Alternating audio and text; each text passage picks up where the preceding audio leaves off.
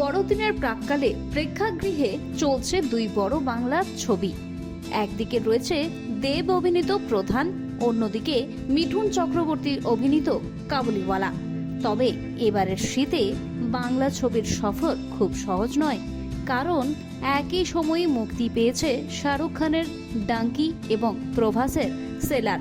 হিন্দি ছবির সঙ্গে বাংলা ছবি কতটা এঁটে উঠতে পারছে তা নিয়ে কৌতূহল থাকেই। কিন্তু বছর শেষে টলিপাড়ায় দুই বাংলা ছবির টক্কর নিয়ে জোর চর্চা শুরু হয়েছে। ছবি মুক্তির পর কেটেছে 4 দিন।